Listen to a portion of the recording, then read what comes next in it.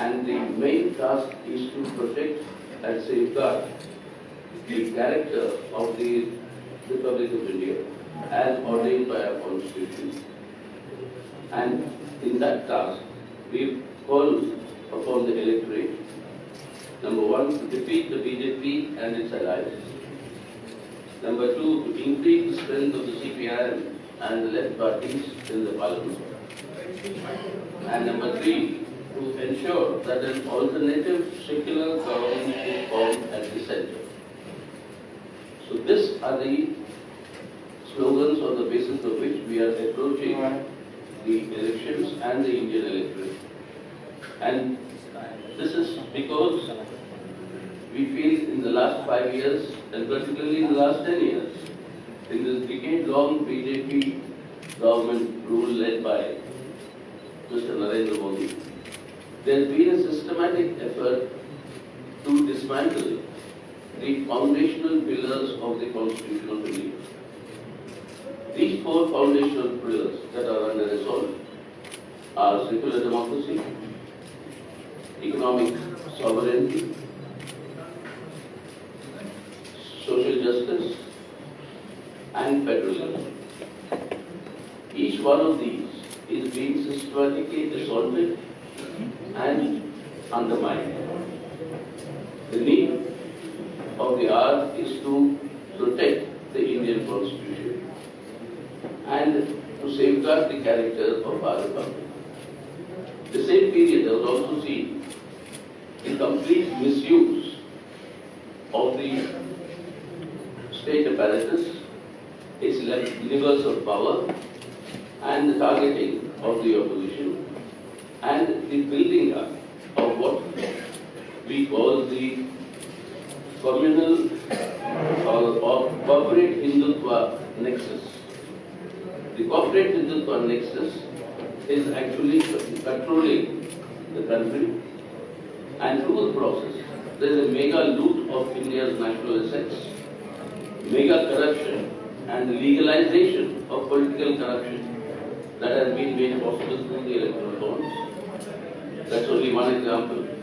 You have the PMKs, you have the complete waiver of loans taken by corporate cronies of this government and the Prime Minister to the tune of something like 17.46 lakh crores of loans have been waived. All this is loot of public money and people's money. So in order to save this situation, save the country and the lives of the people, there have been systematic assaults on the rights of the working people. There has been complete erosion of the living standards of the people. The last 10 years have not seen an increase in the real wages in the country. There is an unprecedentedly high level of unemployment and price rise that continues to eat into the meager earnings of the people. The net result is that the purchasing power in the hands of the people has fallen to a record low, and the amassment of wealth of the rich has grown to a record level again. This widening of inequalities, this imposition of a misery on the lives of the people, this has to change. And if this has to change, the presence of the left, a stronger presence of the left, particularly the CPIM, is absolutely necessary. And in order to ensure that an alternative pro-people policy direction is adopted by this alternative secular government. Because what have we seen in the last 10 years, particularly in the last 5 years? Every section of our people has been on the streets in struggles.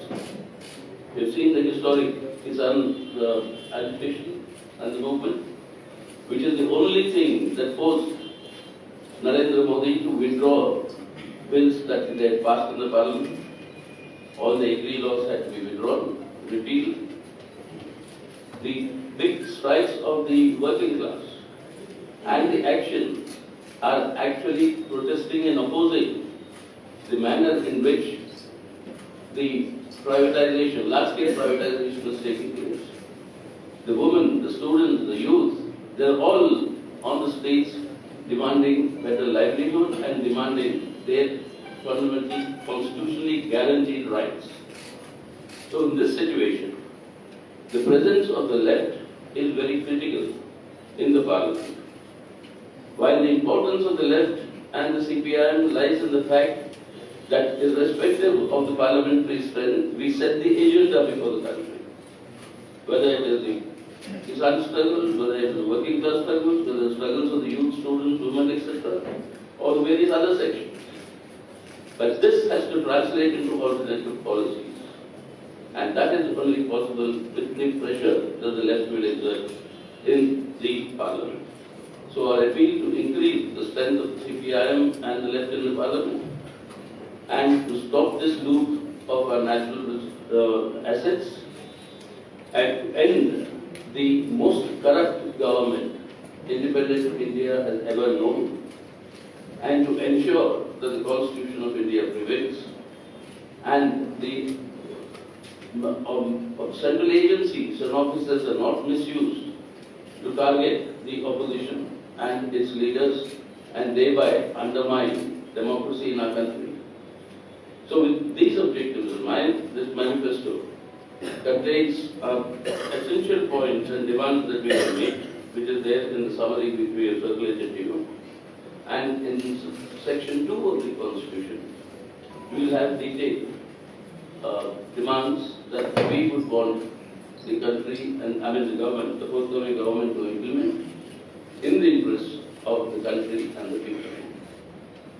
So I do not propose to read out the main points of the manifesto that we have put before is that the CPIM will pursue the line of an uncompromising adherence to secularism, that is the separation of religion from politics, state and the government.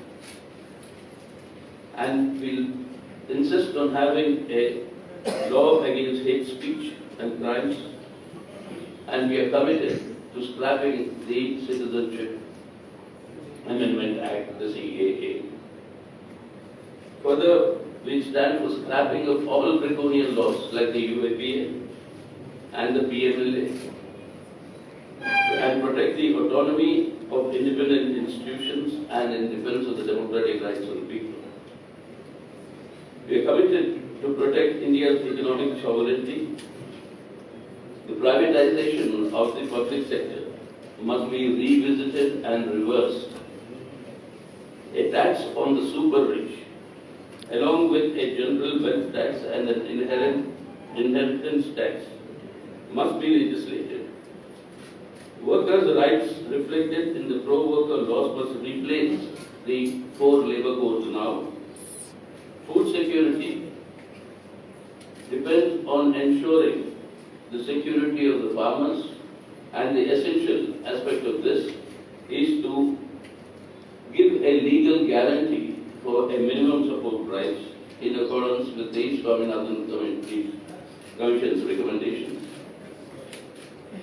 We stand for the right to work as a fundamental right, as a constitutional right. The vacancies that are now existing in government services and public sector units must immediately be filled up. While Manrega must be strengthened and expanded, we will want a similar guarantee for urban youth, like you have for the rural youth under Manrega. There should be an urban guarantee of employment guarantee law act that must be legislated. And India's demographic dividend.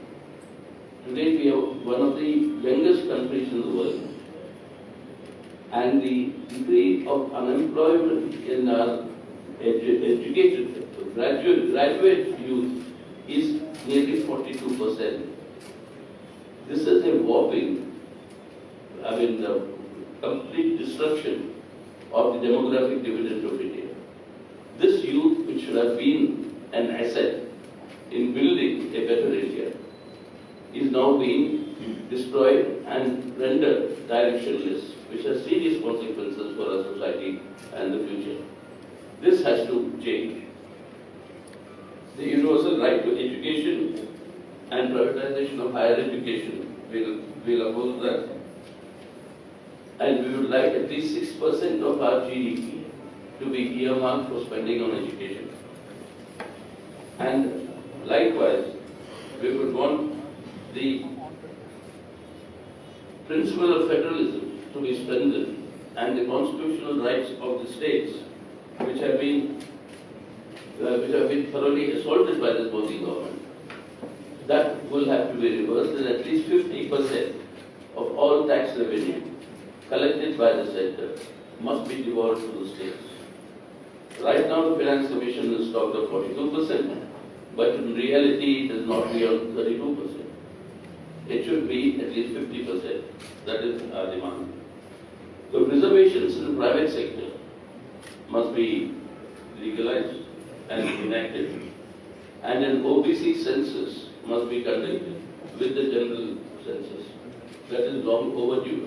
2021 census is not yet begun. Along with that, an OBC census has to be undertaken, and the immediate implementation of the reservation for women, which the drama was enacted, saying that we are doing it, but now it will only be after the next census and after delimitation. And that has been delayed. That has to be implemented immediately. And the delivery of justice for has to be speeded up, particularly for crimes against women and children. The use of money power in the elections. We stand for that very wide electoral reforms, and the important element is that to ensure a free and fair election and a level playing field, the role of money power has to be curbed.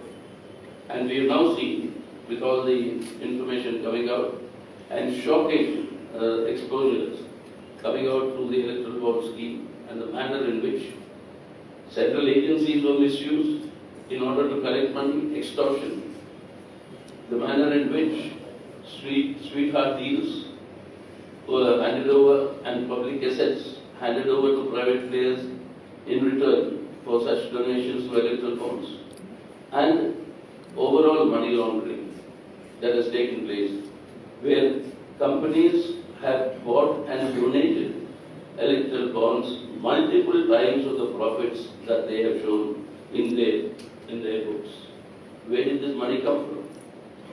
And this takes very serious, caution has to be exercised, and the culprits must be booked.